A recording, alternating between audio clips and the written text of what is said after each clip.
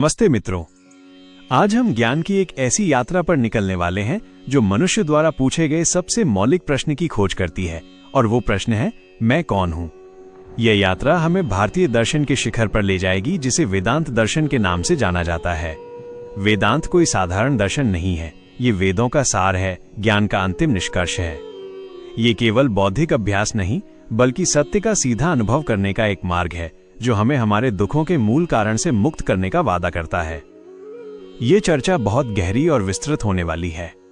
हम 10,000 शब्दों के ज्ञान सागर में गोता लगाएंगे, ताकि वेदांत के हर पहलू को, उसकी हर अवधारणा को पूरी स्पष्टता से समझ सकें। हम जानेंगे कि ब्रह्म क्या है, आत्मा का रहस्य क्या है, ये दुनिया जिसे हम देखते हैं उसकी वास्तविकता क्या है, और अंत में उस परम सत्य को जानकर मोक्ष कैसे प्राप्त किया जा सकता है। तो अपनी चेतना को एकाग्र कर लीजिए और चलिए शुरू करते हैं आत्म अन्वेषण की इस परम यात्रा को। वेदांत दर्शन का परिचय, वेदों का अंतिम ज्ञान। सबसे पहले वेदांत शब्द का अर्थ समझते हैं। ये दो शब्दों से मिलकर बना है, वेद और अंत। इसका शाब्दिक अर्थ है वेदों का अंत या सार। वेद भारतीय ज्ञान परंपरा के सर्वोच्च ग्रंथ हैं। वेदों के अंतिम भाग, जिन्हें उपनिषद कहा जाता है, उन्हीं में वेदांत के सिद्धांत बीज रूप में मिलते हैं। इसीलिए वेदांत दर्शन को उपनिषद दर्शन भी कहा जाता है। वेदांत दर्शन किसी एक पुस्तक पर आधारित नहीं है। इसके 3 मौलिक स्तंभ हैं, जिन्हें प्रस्थान त्रयी कहा जाता है। प्रस्थान का अर्थ है यात्रा और त्रयी का अर्थ है 3। ये सत्य की ओर ले जाने वाले 3 ग्रंथ हैं। 1. उपनिषद, श्रुति, प्रस्थान। ये वेदों के ज्ञान कांड हैं और वेदांत के मूल स्रोत हैं। इनमें ऋषियों के गहरे आध्यात्मिक अनुभवों का वर्णन है। ईश, केन, कठ, प्रश्न, मुंडक, मांडुक्य, ऐतरेय, तैत्तिरीय, छांदोग्य और बृहदारण्यक, ये 10 उपनिषद प्रमुख माने जाते हैं। 2. ब्रह्मसूत्र, न्याय प्रस्थान। महर्षि बादरायण व्यास द्वारा रचित ये ग्रंथ उपनिषदों के बिखरे हुए विचारों को तर्कपूर्ण और व्यवस्थित रूप में प्रस्तुत करता है। ये सूत्रों यानी छोटे छोटे वाक्यों में लिखा गया है, जिनकी व्याख्या के लिए भाष्य की आवश्यकता होती है। 3. श्रीमद् भगवद गीता, स्मृति प्रस्थान। ये महाभारत का एक अंश है और इसे सबसे लोकप्रिय वेदांतिक ग्रंथ माना जाता है। इसमें भगवान कृष्ण अर्जुन को कर्म, ज्ञान और भक्ति का उपदेश देते हैं, जो उपनिषदों के ज्ञान को व्यावहारिक जीवन में उतारने की कला सिखाता है। इन 3 ग्रंथों पर अनेक आचार्यों ने भाष्य लिखे और अपने अपने तरीके से इनकी व्याख्या की, जिससे वेदांत की कई शाखाएं विकसित हुईं। इनमें सबसे प्रमुख और प्रभावशाली शाखा है आदि शंकराचार्य द्वारा स्थापित अद्वैत वेदांत। हमारी आज की चर्चा मुख्य रूप से अद्वैत वेदांत पर ही केंद्रित होगी, क्योंकि ये वेदांत की मुख्य धारा का प्रतिनिधित्व करता है। इसके अलावा हम रामानुजाचार्य के विशिष्टाद्वैत और मध्वाचार्य के द्वैत मत को भी संक्षेप में समझेंगे। वेदांत का मूल प्रश्न है, इस सृष्टि का परम सत्य क्या है? मेरा अर्थात जीव का वास्तविक स्वरूप क्या है? मेरे और उस परम सत्य के बीच क्या संबंध है? इन प्रश्नों के उत्तर की खोज ही वेदांत है। भाग 1, अद्वैत वेदांत की आधारशिला। अद्वैत का अर्थ है जो 2 नहीं है, अर्थात एक।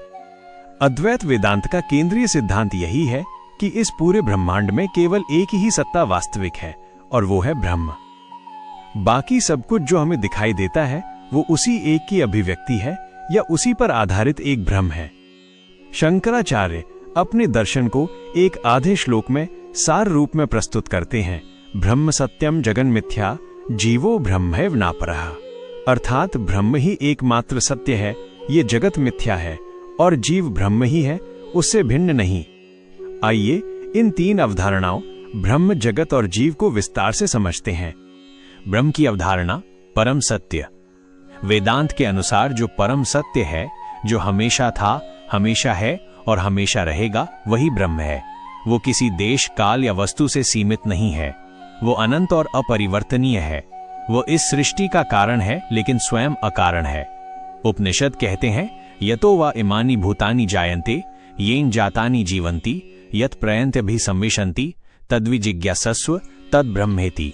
अर्थात जिससे ये संपूर्ण विश्व उत्पन्न होता है, जिसमें ये जीवित रहता है, और अंत में जिसमें ये विलीन हो जाता है, उसी को जानने का प्रयास करो, वही ब्रह्म है। ब्रह्म के स्वरूप को समझाने के लिए उसे 3 शब्दों में वर्णित किया गया है, सत, चित, आनंद। सत अस्तित्व, ब्रह्म का अर्थ है शुद्ध अस्तित्व। वो सत्य है क्योंकि उसका कभी अभाव नहीं होता। बाकी सब चीजों का अस्तित्व उसी के अस्तित्व पर निर्भर करता है। मेज, कुर्सी, पहाड़, नदी, ये सब आज हैं, कल नहीं होंगे, इनका रूप बदल जाएगा, लेकिन इनके पीछे जो मूल सत्ता है वो कभी नहीं बदलती। वही ब्रह्म का सत स्वरूप है। चित चेतना, ब्रह्म केवल जड़ सत्ता नहीं है, वो शुद्ध चेतना है। ये वही चेतना है जिसके कारण हम और आप चेतन हैं। ये चेतना केवल मनुष्यों या जीवों तक सीमित नहीं है, ये सर्वव्यापी है। यही चेतना पूरे ब्रह्मांड को प्रकाशित करती है।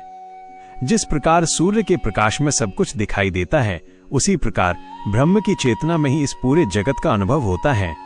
ये स्वयं प्रकाश है, इसे जानने के लिए किसी और प्रकाश की आवश्यकता नहीं है। आनंद, परम सुख, ब्रह्म का स्वरूप परम आनंद है। ये वो आनंद नहीं है जो हमें सांसारिक वस्तुओं से मिलता है।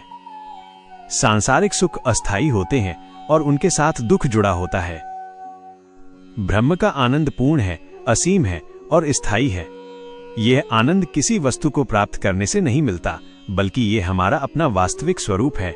जब मन और इंद्रियां शांत हो जाती हैं, तब हम अपने इसी आनंद स्वरूप का अनुभव करते हैं।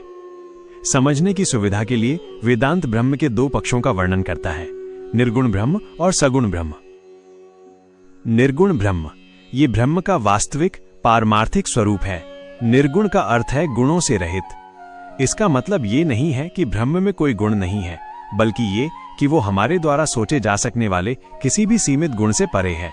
उसे मन से सोचा नहीं जा सकता, वाणी से कहा नहीं जा सकता। वो आकार, रंग, रूप से परे है। उपनिषद उसे नेति नेति कहकर समझाते हैं, अर्थात ये भी नहीं, ये भी नहीं। जब हम ब्रह्म के बारे में जो कुछ भी कह सकते हैं उसे नकार देते हैं, तो जो शेष रह जाता है वही निर्गुण ब्रह्म है। ये ज्ञान का विषय है। सगुण ब्रह्म, जब वही निर्गुण ब्रह्म अपनी माया शक्ति के माध्यम से सृष्टि की रचना, पालन और संहार करता है, तो उसे ईश्वर या सगुण ब्रह्म कहा जाता है। सगुण का अर्थ है गुणों से युक्त। हम ईश्वर को सर्वज्ञ, सर्वशक्तिमान, दयालु आदि गुणों से जानते हैं।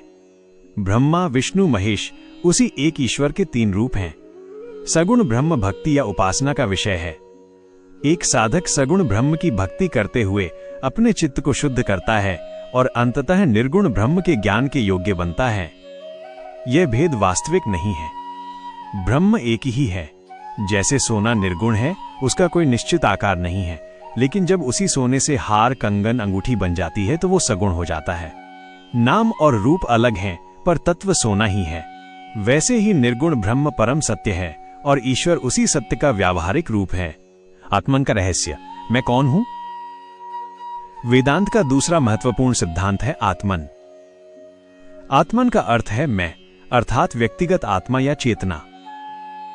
वेदांत ये प्रश्न पूछता है कि यह मैं वास्तव में कौन है? क्या मैं ये शरीर हूं? नहीं, क्योंकि शरीर बदलता रहता है। बचपन में कुछ और था, अब कुछ और है और भविष्य में बदल जाएगा। क्या मैं ये मन या बुद्धि हूं? नहीं, क्योंकि मैं अपने मन के विचारों को और बुद्धि के निर्णयों को जानता हूं। जानने वाला हमेशा जानी जाने वाली वस्तु से अलग होता है। तो फिर मैं कौन हूं? उपनिषद इसका उत्तर एक महावाक्य में देते हैं, तत्वमसि वो तुम हो, अर्थात वो जो ब्रह्म है वही तुम हो। एक और महावाक्य है, अहम ब्रह्मास्मि, मैं ब्रह्म हूं। यह अद्वैत वेदांत का शिखर है। इसके अनुसार आत्मा और ब्रह्म दो अलग अलग सत्ताएं नहीं हैं। आत्मा ब्रह्म का कोई अंश या प्रतिबिंब नहीं है, बल्कि आत्मा स्वयं ब्रह्म ही है। अज्ञान के कारण हम अपने आप को इस शरीर और मन तक सीमित मान लेते हैं और अपने वास्तविक अनंत स्वरूप को भूल जाते हैं। इसे समझने के लिए घटाकाश का उदाहरण दिया जाता है। एक घड़े के अंदर जो आकाश है उसे घटाकाश कहते हैं और घड़े के बाहर जो अनंत आकाश है उसे महाकाश कहते हैं। क्या ये दोनों आकाश अलग हैं? नहीं, आकाश तो एक ही है, केवल घड़े की उपाधि के कारण वो अलग प्रतीत होता है। जैसे ही घड़ा टूट जाता है, घटाकाश महाकाश में विलीन नहीं होता, बल्कि ये अनुभव हो जाता है कि वो हमेशा से महाकाश ही था। ठीक इसी प्रकार ये शरीर और मन घड़े के समान हैं। इनके अंदर जो चेतना या आत्मा है वो उस परम चेतना यानी ब्रह्म से अलग नहीं है। अज्ञान रूपी घड़े के कारण यह भेद प्रतीत होता है। ज्ञान से जब ये घड़ा टूटता है तो ये अनुभव हो जाता है कि जीव और ब्रह्म एक ही हैं। माया का पर्दा, भ्रम की शक्ति। अब यहां एक स्वाभाविक प्रश्न उठता है, यदि केवल एक ही सत्य ब्रह्म है और मैं भी वही ब्रह्म हूं, तो फिर मुझे ये अनेकता से भरा हुआ विविध जगत क्यों दिखाई देता है? मुझे ये अनुभव क्यों नहीं होता कि मैं ब्रह्म हूं? अद्वैत वेदांत इसका उत्तर माया की अवधारणा से देता है। माया ब्रह्म की एक अचिंतनीय रहस्यमयी शक्ति है। ये वह शक्ति है जिसके कारण एक ही ब्रह्म अनेक रूपों में प्रतीत होता है। माया को न तो सत्य कह सकते हैं क्योंकि ज्ञान होने पर यह नष्ट हो जाती है, और न ही असत कह सकती है क्योंकि जब तक ज्ञान नहीं होता तब तक ये अनुभव में आती है। इसीलिए इसे अनिर्वचनीय कहा गया है। माया की दो शक्तियां हैं। आवरण शक्ति ये माया की ढकने वाली शक्ति है। ये सत्य के वास्तविक स्वरूप को ढक लेती है, ठीक वैसे ही जैसे बादल सूर्य को ढक लेते हैं। सूर्य अपनी जगह पर ही रहता है, लेकिन बादलों के कारण हमें दिखाई नहीं देता। इसी प्रकार ब्रह्म सर्वत्र विद्यमान है, लेकिन माया की आवरण शक्ति के कारण हम उसे नहीं देख पाते। ये हमारे आत्म स्वरूप पर पर्दा डाल देती है। 2. विक्षेप शक्ति ये माया की प्रक्षेपित करने वाली शक्ति है। ये ढके हुए सत्य पर कुछ और आरोपित कर देती है, ठीक वैसे ही जैसे रस्सी के ऊपर सांप का भ्रम हो जाता है। रस्सी के वास्तविक स्वरूप को ढकने के बाद हमारा मन उस पर एक सांप को आरोपित कर देता है। इसी प्रकार माया पहले ब्रह्म के वास्तविक स्वरूप को ढकती है, आवरण, और फिर उस पर इस नाम रूपात्मक जगत को आरोपित कर देती है, विक्षेप। वेदांत में रज्जु सर्प न्याय का उदाहरण माया को समझाने के लिए बहुत प्रसिद्ध है। मान लीजिए आप शाम के समय कहीं जा रहे हैं और रास्ते में आपको एक रस्सी पड़ी हुई दिखाई देती है। कम प्रकाश के कारण आप उसे सांप समझकर डर जाते हैं। यहां रस्सी सत्य है, वो आधार है। कम प्रकाश माया है और सांप आपका भ्रम है जो जगत के समान है। जब तक आप उसे सांप समझ रहे हैं तब तक सांप आपके लिए पूरी तरह वास्तविक है। वो आपको डराता है, आपकी हृदय गति बढ़ा देता है। लेकिन जैसे ही कोई टॉर्च जलाकर आपको दिखाता है कि ये सांप नहीं रस्सी है, तो आपका सांप का भ्रम तुरंत गायब हो जाता है। क्या सांप कहीं भाग गया? नहीं, क्योंकि सांप तो कभी था ही नहीं। वो केवल रस्सी का अज्ञान था। ज्ञान होते ही भ्रम नष्ट हो गया। ठीक इसी प्रकार ब्रह्म ही वह परम रस्सी है। माया या अज्ञान के अंधकार में हम उसे ये विविध जगत रूपी सांप समझ लेते हैं और जन्म मृत्यु सुख दुख के चक्र में फंसकर डरते रहते हैं। वेदांत वह ज्ञान रूपी प्रकाश है जो हमें दिखाता है कि ये जगत ब्रह्म पर आरोपित एक भ्रम मात्र है और वास्तविक सत्य केवल ब्रह्म है। भाग 2 जगत और जीव की विस्तृत व्याख्या। अब हम शंकराचार्य के उस सूत्र पर वापस आते हैं, ब्रह्म सत्यम जगन मिथ्या जीवो ब्रह्मैव नापरः। हमने ब्रह्म और जीव के बारे में जाना। अब हम जगत मिथ्या का सही अर्थ समझेंगे। जगत की व्याख्या, मिथ्या का यथार्थ। जब वेदांत कहता है कि जगत मिथ्या है, तो इसका अर्थ ये नहीं है कि ये दुनिया नॉन एग्जिस्टेंट या शून्य है। मिथ्या शब्द का एक विशेष दार्शनिक अर्थ है। मिथ्या वो है जिसका अपना स्वतंत्र अस्तित्व नहीं है, जो अपने अस्तित्व के लिए किसी और पर निर्भर है और जिसे ज्ञान के द्वारा बाधित किया जा सकता है। जैसे रस्सी सर्प के उदाहरण में सांप मिथ्या है। वो असत या शून्य नहीं है क्योंकि वो प्रतीत हो रहा है, लेकिन वो सत्य या वास्तविक भी नहीं है क्योंकि रस्सी का ज्ञान होते ही वो बाधित हो जाता है। उसका अपना कोई अस्तित्व नहीं है, वो रस्सी पर आश्रित है। ठीक इसी प्रकार ये जगत ब्रह्म पर आश्रित है। इसका अपना कोई स्वतंत्र अस्तित्व नहीं है। ब्रह्म ज्ञान होने पर जगत का भ्रम बाधित हो जाता है। इसे और स्पष्ट करने के लिए अद्वैत वेदांत सत्ता के 3 स्तरों की बात करता है। पारमार्थिक सत्ता, एब्सोल्यूट रियलिटी, ये परम सत्य है जो कभी बाधित नहीं होता। ये केवल ब्रह्म की सत्ता है। ये तीनों कालों में एक समान रहता है। 2. व्यावहारिक सत्ता, एम्पिरिकल रियलिटी, ये हमारे जागृत अवस्था का संसार है। हम जो भी व्यापार, व्यवहार या अनुभव करते हैं वो इसी स्तर पर होता है। यह संसार तब तक सत्य प्रतीत होता है जब तक हमें ब्रह्म ज्ञान नहीं हो जाता। ये रस्सी सर्प वाले उदाहरण में रस्सी के समान है जिसे हम सांप समझ रहे हैं, या यूं कहें कि ये एक लंबे सपने के समान है। जब तक हम सपना देख रहे होते हैं तब तक सपने की दुनिया पूरी तरह वास्तविक लगती है। 3. प्रातिभासिक सत्ता, इल्यूजरी रियलिटी, यह क्षणिक और व्यक्तिगत भ्रम की सत्ता है। जैसे सपने में देखी गई वस्तुएं या रस्सी में सांप का भ्रम। यह केवल उस व्यक्ति के लिए और उतने ही समय के लिए सत्य होता है जिसे ये भ्रम हो रहा है। जागने पर सपने की दुनिया और प्रकाश आने पर सांप का भ्रम दोनों बाधित हो जाते हैं। वेदांत कहता है कि हम प्रातिभासिक सत्ता स्वप्न से व्यावहारिक सत्ता जागृत में आते हैं और इन दोनों को असत्य मान लेते हैं। ठीक इसी प्रकार ज्ञान के माध्यम से हमें व्यावहारिक सत्ता से पारमार्थिक सत्ता में जागना है, जिसके बाद ये जागृत दुनिया भी एक स्वप्न की भांति मिथ्या सिद्ध हो जाती है। जीव का स्वरूप, पंचकोश और 3 अवस्थाएं। वेदांत के अनुसार जीव यानी इंडिविजुअल सेल्फ ब्रह्म ही है, लेकिन अज्ञान या अविद्या के कारण उसने स्वयं को कुछ उपाधियों से ढक लिया है। इन उपाधियों को पंचकोश या 5 आवरण कहा जाता है। जैसे एक प्याज में कई परतें होती हैं, वैसे ही आत्मा के ऊपर ये 5 कोश हैं। अन्नमय कोश ये सबसे बाहरी और स्थूल कोश है जो भोजन से बनता है। ये हमारा भौतिक शरीर है। अधिकतर लोग इसी को मैं समझते हैं। 2. प्राणमय कोश ये प्राणिक ऊर्जा का कोश है। इसमें 5 प्राण, अपान, समान, व्यान, उदान आते हैं जो शरीर की सभी क्रियाओं को चलाते हैं। 3. मनोमय कोश यह मन का कोश है। इसमें हमारी भावनाएं, इच्छाएं, संकल्प और विकल्प चलते रहते हैं। 4. विज्ञानमय कोश ये बुद्धि और अहंकार का कोश है। ये निर्णय लेने, विश्लेषण करने और मैं करता हूं, मैं भोगता हूं ऐसा मानने का कार्य करता है। 5. आनंदमय कोश ये सबसे भीतरी कोश है जो कारण शरीर है। गहरी नींद में जब मन और बुद्धि शांत हो जाते हैं तब हम इसी कोश का अनुभव करते हैं। ये आनंद की एक हल्की सी झलक है, लेकिन ये भी परम आनंद नहीं है क्योंकि ये अज्ञान से ढका हुआ है। आत्मा इन 5 कोशों से परे है। वो इन सबका साक्षी है। इन कोशों की परतों को विवेक द्वारा एक एक करके हटाकर ही आत्मा के वास्तविक स्वरूप को जाना जा सकता है। इसी तरह वेदांत चेतना की 3 अवस्थाओं का विश्लेषण करता है। जागृत अवस्था, इसमें चेतना शरीर और इंद्रियों के माध्यम से बाहरी दुनिया का अनुभव करती है। स्वप्न अवस्था, इसमें चेतना बाहरी इंद्रियों से हटकर मन द्वारा निर्मित आंतरिक दुनिया का अनुभव करती है।